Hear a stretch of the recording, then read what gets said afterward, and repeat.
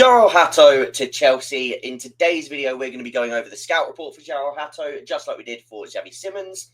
Speaking about how he could fit in at Chelsea, the tactical flexibility that he will offer to Enzo Maresca, and all of that good stuff. So, as always, please do subscribe, like the video, and comment to help out the algorithm and to support the channel, because everything is going so well on the channel at the minute, and I do want to keep up that momentum. So, Jorrel Hato, being sort of said that he's being signed as a centre-back, but we all know that he's played left-back, and he is that sort of left-back, left-centre-back hybrid. And I do think that we're going to see him in more of that backup to Cucurella role. And there's quite a few reasons for that, but he could also share minutes at centre-back, so it's important to let that bit sort of be known. In tomorrow's video, we are also going to be having a few potential lineups, so that will help you to understand the usage of Jorrel Hato as well. And obviously, at the end of this video, there'll be some tactical bits on the tactics board, as always. So, this is a season heat map. Again, as you can see, just a little bit of context for where he plays. Left back, he has 88 appearances. Centre back, or 70 as well. Heat map, you can see where he's operating on that left-hand side in those nominal left-back positions. Can also step as that left centre-back in a 3 on the ball. Didn't really see it as much at Ajax last season because they did build up with kind of a narrow back 4, more similar to Liverpool, where they would then, the fullbacks would make supporting runs based on the attacking move under Farioli. What else was we going to say in terms of, I think the important thing and the reason I wanted to sort of put up the positions played is not only to sort of speak about the positions, left back and centre back, but the 111 appearances he's already got for Ajax at the age of 19. And I think a lot of people have spoke about it already. But with Chelsea looking to sign these youngsters, what's so important and so impressive about Jorrel Hato in comparison to other players is he's already got such vital experience at a top club in the top 6 league, like Eredivisie ranked the 6th best league. And then he's had the experience for the Netherlands already, playing alongside the likes of Virgil van Dijk at left back. He did have a little bit of a poor game in the Nations League final against Spain, which is one of the games I actually used to analyse him in this most recent batch of sort of going through an analysis, which there will be some sort of impactful bits that we speak about in today's video about him. But let's just get straight into it with defending, because when we speak about him as a defender, he's aggressive, he is tenacious, he is willing to track man for man, and he is a systematic fit in that sense for Enzo Maresca. Much like Cucurella, who you could say was quite erratic, and he still has those tendencies, but he's tenacious and he's very much willing to fight and scrap out a game. And in that man-to-man press that Maresca wants to use, and the fact that we want to be aggressive, gain the ball back, and keep possession, we want to control games, Jorrel Hato is an exact fit for that, with even more physical upside. So just a few notes I've got written down here in terms of the sort of ability for him to engage with attackers. One thing to take into account, and we're going to be touching on this in every single bit. This is the defending section. In the passing section and the carrying section, you will notice similar things. Very left foot dominant, Jorrel Hato. With passing, with carrying, but also with tackling, he will tend to lead with that left foot in most scenarios, going to ground, or even just trying to sort of block passing lanes and intercept. He will often look to aim and go with that left foot in all scenarios. Again, not just defensively, but also on the ball. One thing he does exceptionally well is close space really quick. Again, athletically, he's a stocky 6-foot frame. He uses it really well. He's powerful with his stride, very quick, very explosive. Again, which can be used in a lot of different aspects of his game, which is a key reason why I think we wanted him. High physical upside, another thing that is key when you're scouting these players, that you can then brush up on a few of their technical qualities. However, with this brilliance also comes one of his worst traits, in my opinion, which is the ability to decelerate when getting closer to his man and his footwork in those defensive 1v1s. Now, when he approaches the ball at pace, he can close that space really well. And sometimes he'll win the ball and it will end up being a really good chance for you to sustain pressure. Because again, look at where everybody is on the pitch. This is something in the counter press that is very valuable that Maresca would want Hato to do. He wants him to be aggressive, look to win the ball back so that we can continue to attack and keep our momentum. However, if that footwork is exposed, there is obviously space in behind for him to be attacked. And in that scenario, he was.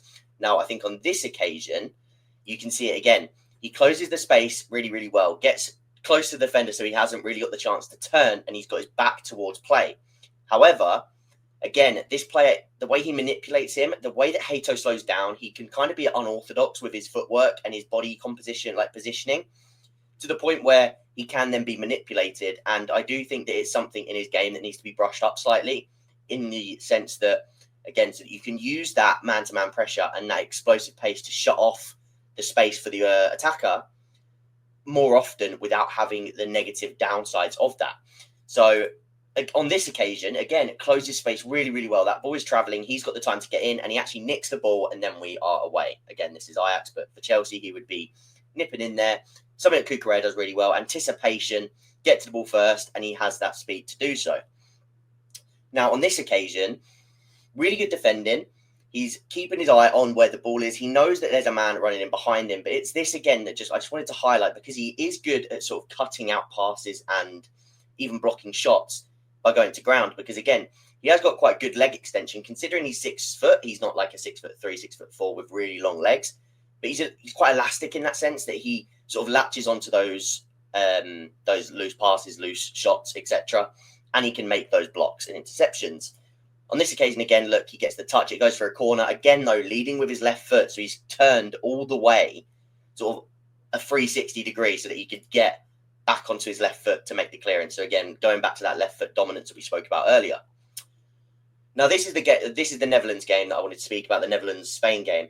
And again, this is something we see with Cucurella a lot, and this is a reason I do think that Maresca will love Jorrel Hato.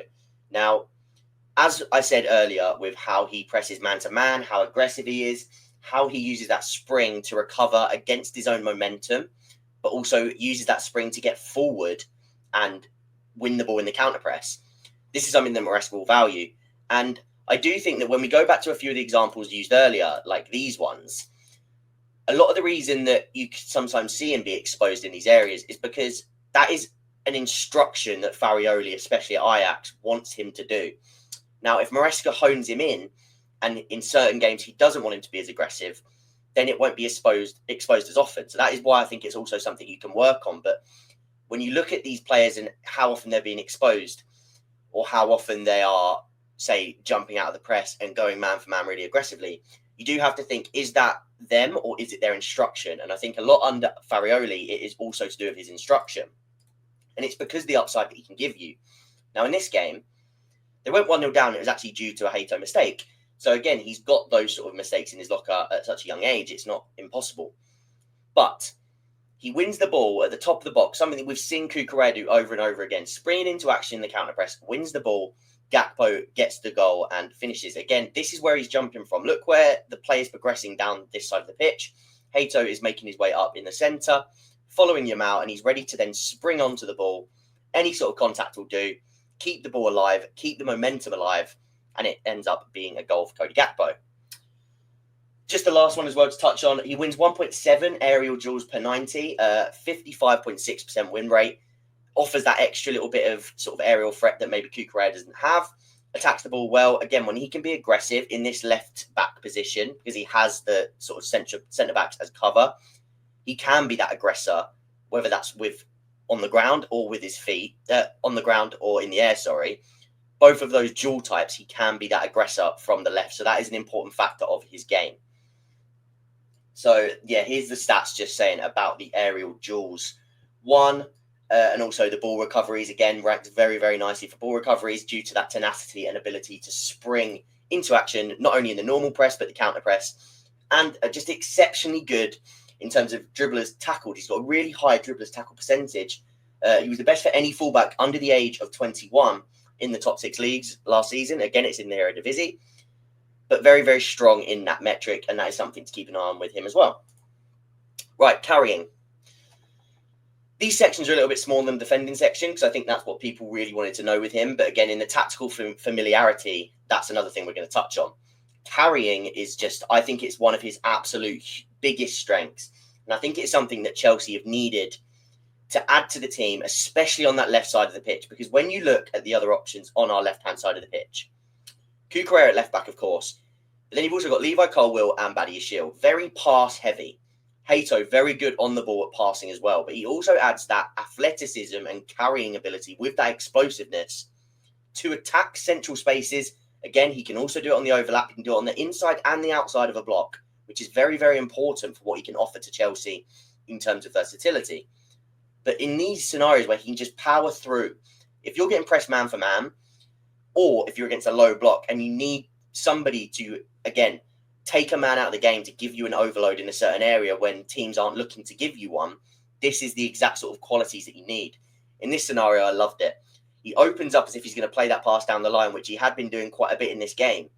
And then he just, on a sixpence, he just turns inside, again on his left foot, so something to keep an eye on. He is very still left foot dominant, even when driving into the middle of the pitch, which can affect his angles, and I think that's why we won't see as much of him inverted deeper in midfield. If anything, you'd see him more inverted in the number 10, really, or at least arriving in that area.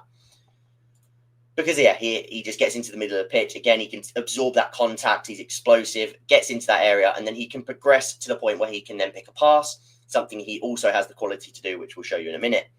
So with his dribbling statistics, if I just scroll down here, where are we? 1.39 progressive carries for Jorrel Hato. Cucurella with 1.09. Colwill at 0.39. Badiashile 0.50. So again, you can see the difference that he can bring us with that carrying quality and how it can be so important, not only against man-for-man teams, but against low blocks, and how he can give you that something different from the back in terms of a different profile. With, I think, Nuno Mendes, I think a lot of people have made that comparison, and I do think it's quite a good one in terms of what he can offer you in terms of versatility, but also qualities and attributes on the ball. Passing. This is, again, just something that I think he's really, really astute with. Good technique. Very strong sort of fundamentals in terms of his technique within his game. Now, if we go back, this scenario actually ends up being this pass. And again, he just slots that pass perfectly weighted through the middle of the pitch to the on-running Ajax player, who can then create a chance out of nothing. And again, this was from the one earlier where he looked like he was going to shape up to go down the wing, drove inside, and again, just a lovely threaded pass into that space in behind. So he has the ability, once he does a carry, to pick the pass and make something of it. But he can also do it playing out from the back. He has those progressive passing numbers. People ask about his crossing ability. I do think it's better from these areas where he can sort of get a bit of an in-swinger into space. When he arrives at the byline to put crosses in, again, I think the technique is fine. And I think more volume will help him, cutbacks, etc. But I do think it's something that maybe could do with a little bit more as well, brushing up in his game, if he is going to be used as an overlapping player a little bit more often. But again, we'll speak about that in the tactical familiarity part of the video. With his passing, he has 3.95 progressive passes, I believe it is, per 90, yes, with an 88.8 pass completion. Quite good. Again, for comparison, Cucurella 3.81 with 88.1% completion. Colwill 3.72 progressive passes with 89.4%. Badiashile 5.04 with 93.2 pass completion. Badiashile playing more Conference League minutes, so again, that can help with that. If you look at his numbers compared to Hato, with Cucurella and Hato, though, you can see Hato having a bit of a sort of advantage over him in that sense, which, again, shows you those sort of possession-based qualities that he can bring to the team. Now, tactical fit. I think this is the other bit that a lot of people sort of want to know about Hato and how he could be used at Chelsea. Now, I've tried to sort of speak about this quite a bit because I do think that he can pop up in any of these zones. I think he's another one of those players like Cucurella that he can be that zone replacement guy on the left for us, where he can play as a nominal left back. He can slot in as the left centre back. He can go into the pivot.